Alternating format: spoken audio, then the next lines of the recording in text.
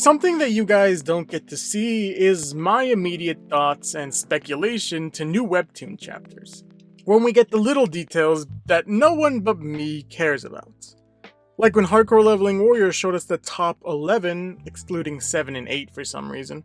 I literally tried to remember which guild had which rankers.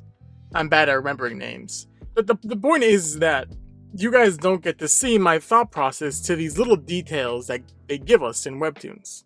Especially when I had a previous idea that kinda goes down the drain. Hardcore Leveling Warrior has a large variety of characters. I was barely able to go through 9 of them, and was very excited to see and eventually talk about the characters in Season 2. And I mean, look at a lot of them. Grassroots Master Swordsman, Tempest, Choco BB, Drip Soup, and now that I think about it, that's a weird name. Darkland's new members, the new Giga members, even Constance. I mentioned in my Shy Chef shortcut that I loved how they started focusing on the side characters from Season 1. And I was very excited to see the Yopai Land Gang. But, of course, some things change.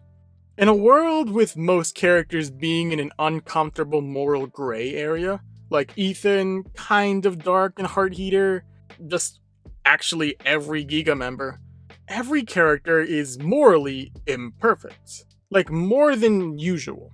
One of my first videos ever talked about why morally imperfect main characters are so interesting to watch. But in a world of morally imperfect characters, the gang of Yopai Land always kind of stuck out. I've already talked about Yopai, and apparently some of you pronounce him Yopi, which... Anyways, I've already discussed him during Season 1. Very much an anime protagonist, and you'll be hearing that later in the video. Yopai was seemingly a kind and often generous leader, with a hidden side to his grand smile. Season 1 Yopai was terrifying, but only when he needed to be. Which actually wasn't that often. I can only think of a couple moments where his smile fades away.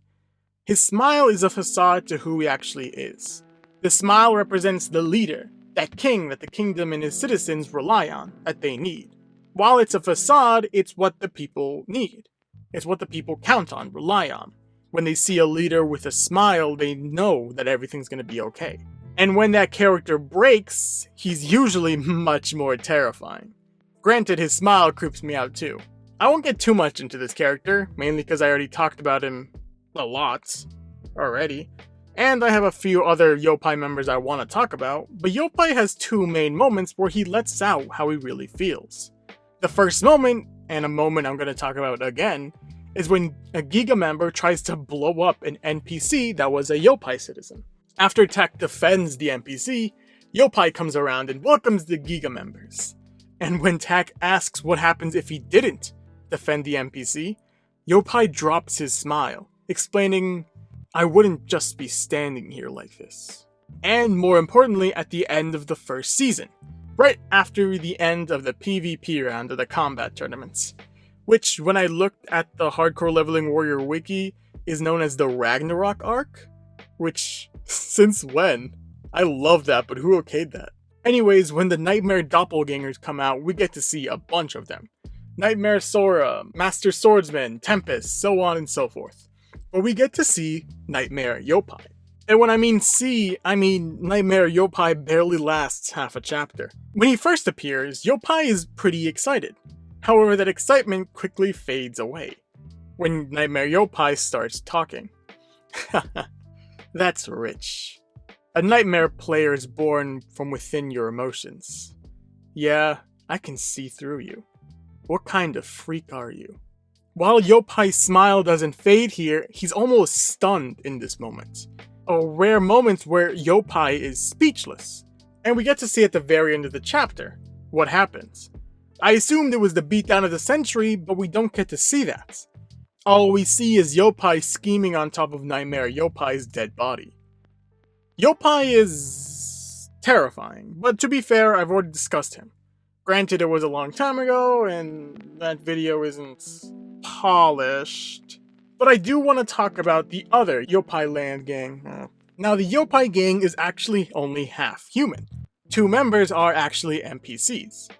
Yopai Land itself is a testament to the union between NPCs and players, and that's why they're so hated by other guilds like Giga, treating NPCs like normal players, defending them like they actually exist, just like me or you. And it's not very hard to see why Yopai would be like this. Yopai has two close companions that are NPCs.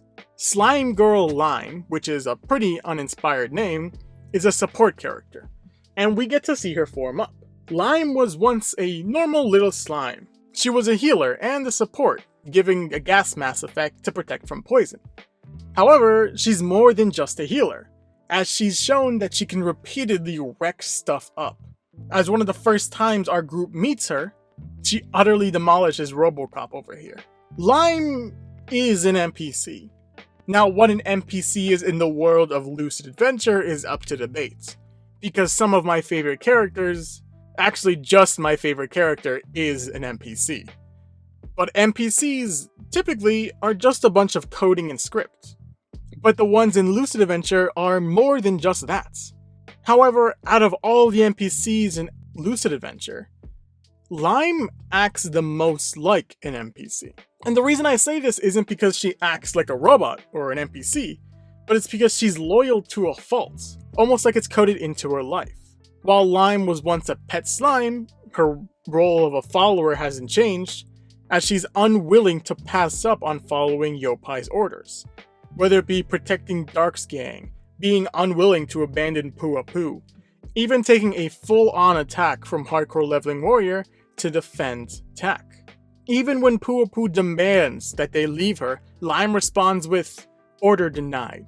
Poo Poo's safety is my priority. I protect Poo Poo." And yeah, that sounds a little robotic, and which is slightly the reason why she sounds like an NPC. But also remember, she's unwilling to deny orders, even if it costs her her life and her safety. And remember, as an NPC, they can't be revived. Or they might be able to I don't know how NPCs work. Which brings us to our other NPC, Poo Poo, whose name frustrates me and I'm not entirely sure why. Poo Poo starts out as, strangely enough, a boss. According to Yopai, she was once the greatest strategist in her country, but she was framed and sealed away, forever cursed. Eventually, Yopai breaks her curse, wanting Poo Poo to join him and make him king. Eventually, Yopai extends an invitation. However, Poo Poo simply slaps his hand away, stating, "You'll never make a powerful king if you're so soft. The moment you broke my curse, you became my king. I'll make you the greatest king there ever was.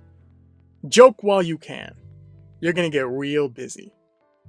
Poo Poo was once the greatest strategist, and while she was sealed away and forgotten, Yopai gave her another chance, a position on his team, eventually becoming a mainstay on his side, sacrificing almost everything to keep Yopai on top. But the last member of the Yopi Land Gang I wanted to talk about is actually the reason I made this video.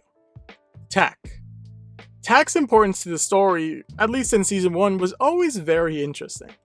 His interactions with others and his fight scenes were always super fun, and I was really excited to see where he went in Season 2. During my Hardcore Leveling Warrior character chart series, I was hoping I could talk about Tack when I did a Season 2 version of that. And, well, let's talk about Tack.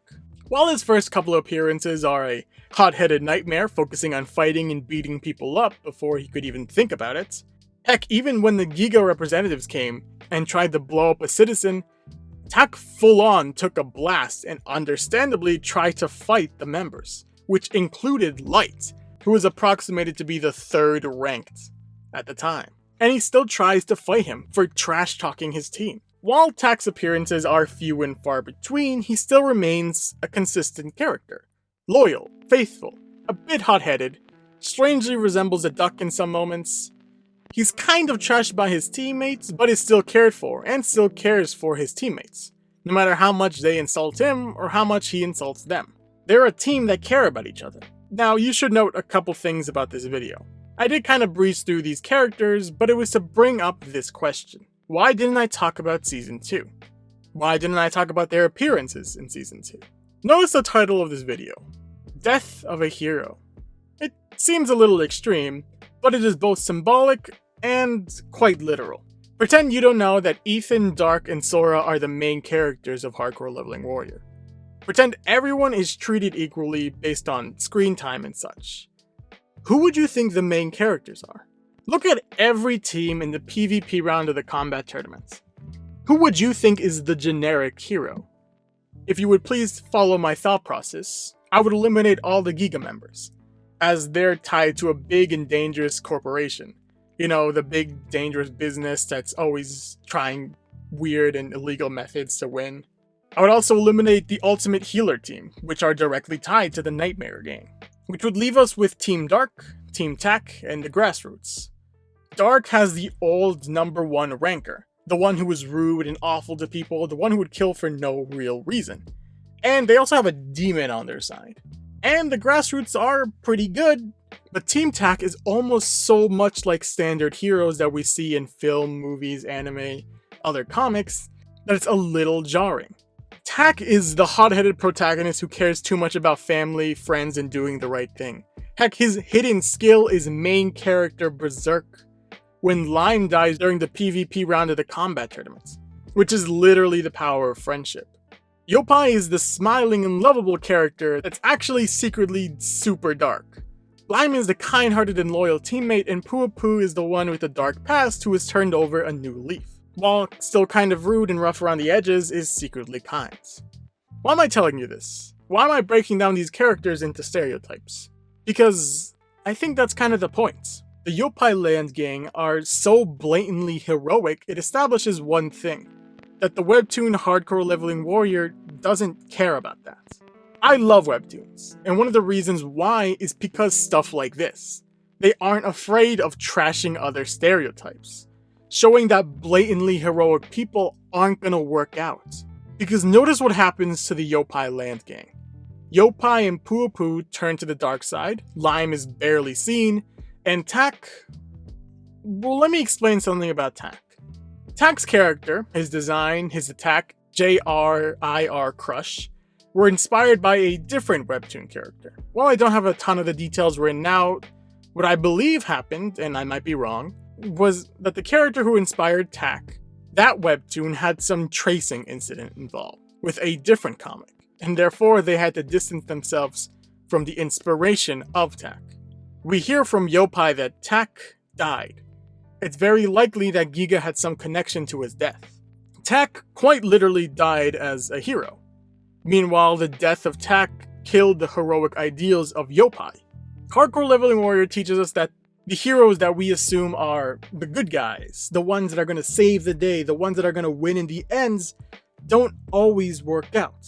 Their actions, their plans, their ideals don't always save the day. That we should follow the ones who are morally imperfect. The ones that kind of suck sometimes. The ones like Ethan, who is tied to shadow organizations. Dark, who is a descendant of someone who made Giga. And Sora is just too good and pure. But the point is that the old heroes that we used to look up to aren't always gonna save the day. That what we thought and seemed was heroic might just end up failing, and becoming the furthest thing from a hero we could ever see. The Yopai Land Gang teamed up with Sad Smile, the person who runs, like, underground camps where he keeps people captive to play the game and make him money. Yopai Land Gang, I think, represented the old ways of how we viewed heroes, and how those old ways aren't gonna help us in the end. But that's just what I think about the Yopai Land Gang's arc, I guess. What do you guys think about their gang and their change? Leave it in the comments below. But like always, thank you for watching.